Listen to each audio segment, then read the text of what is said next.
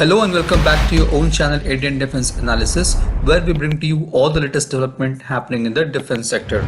As we all know, Su-30 MKI forms the backbone of Indian Air Force and is licensed manufactured in India.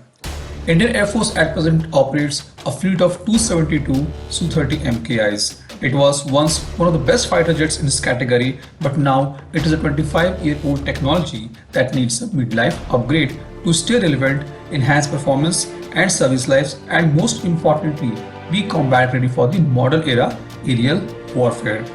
You might be hearing a lot of news in various defense forums related to Super Sukhoi or Sukhoi upgrade plan. Recently, Russia has also planned upgrade of its fleet of Su-30 SM-2 fighter jets, and this upgrade is being considered as a base for the upgrade of Su-30 MKI being operated by Indian Air Force.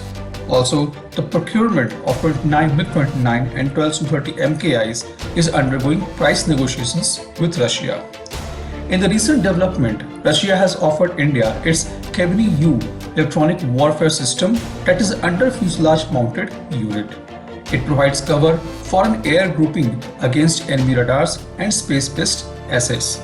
Russia claims that Khibiny-U boosts electronic warfare capabilities against high-technology adversaries and effectively transform the platform into an electronic warfare aircraft operating in support of a fighter group. Khibiny-U protects small air groups from enemy radars and air defenses, meaning virtual stealth cover from these grouping against potential adversary. Basically, Khibiny-U distorts the enemy radar signals and emits false radar signal. It can generate multiple false heat signatures and radar signatures to confuse enemy radar. Khibiny-U need not be mounted on every unit of Su-30 MKI. Instead, it can be mounted on a particular Su-30 MKI, playing lead role in the group of fighter jets. It will also not replace the previous Russian SAP 518 jammer pods that are mounted on the wingtips of Su-30 MKI. Talking about Super Sukhoi upgrade, it consists of many major and minor upgrades. However, we'll be only discussing the major ones. The first upgrade is related to engines. As a part of this upgrade, the existing AL-31FP engine of Su-30 MKI is planned to be replaced with AL-41F1S engine, which is also used in Su-35 fighter jets. The new AL-41F1S engine generates a thrust of 132 kilonewtons with afterburner, which is 16% more thrust than the existing one. With improved thrust, Su-30 MKI will be able to carry more payload or heavier bombs and missiles. This will be a big boost in their firepower, but this is not it. With more powerful engine, you can integrate more powerful radar and enhance the range and more TR modules added to it. This will increase the fighter jet's capability of early detections of adversaries and first fire capability.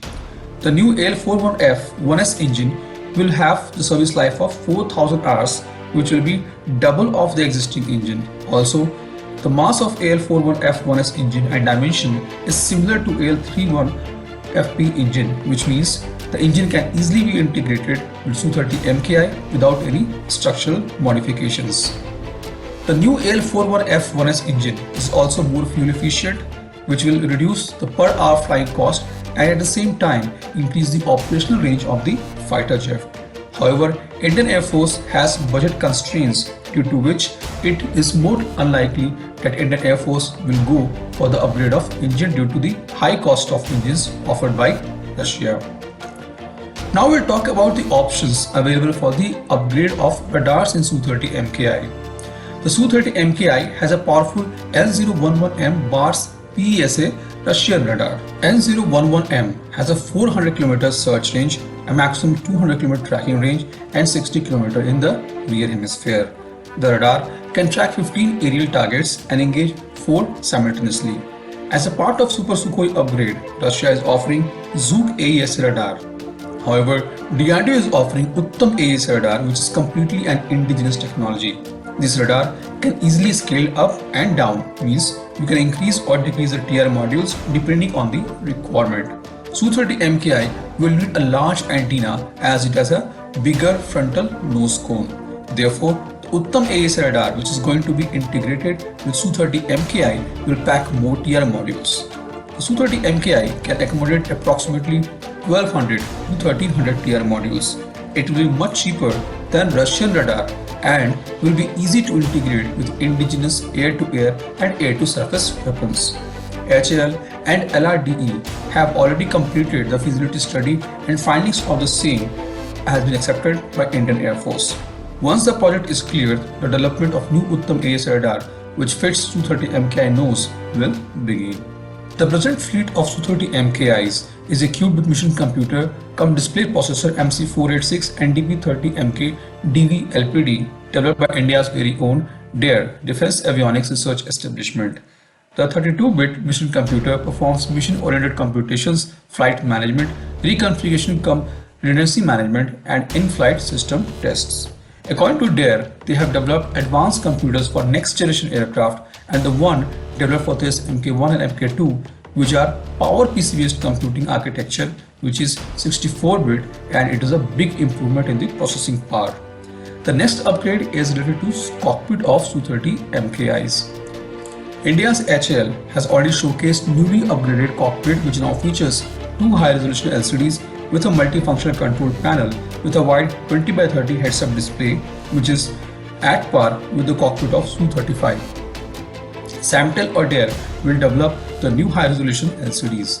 The next upgrade is related to radar warning receiver.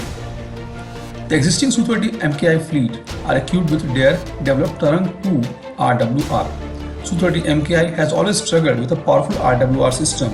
Over the past year, several radar receiver and electronic systems such as Tempest and Tarang have been developed and inducted successfully by Indian Air Force. However, the performance was not as satisfactory as modern-day RWR systems.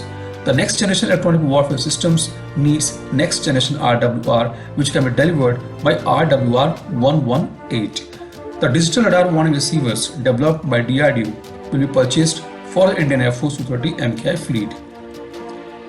Rupees 1000 crore project for about 125 DRWR-118s will be approved in coming weeks to improve the avionics capabilities of the warplanes. The next upgrade is related to self-protection jammer pods. The Su-30 MKI fleet was originally equipped with Russian SAP 518 pods, which were later replaced due to poor performance with Israeli ELTA 8222 airborne self-protection jammer pods. Israeli ELTA has now offered wideband jammer pods for Su-30 MKI. However, there is an indigenous offering as well. DARE has also developed high-band jammer pod which began its trial in 2019.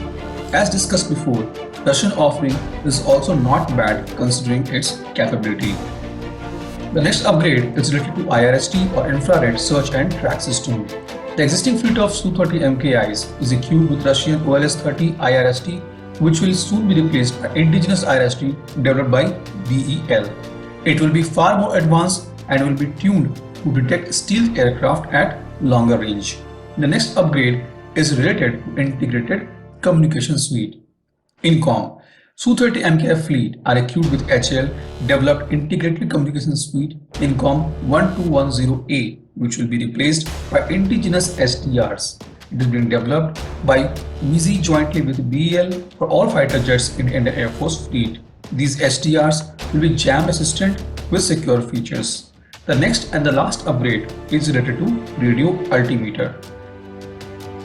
At present, Su-30 MKI is equipped with HAL developed RAM 1701, which will be replaced by RAM 2700A, which is more advanced and was developed for Jaguar and LC Tejas.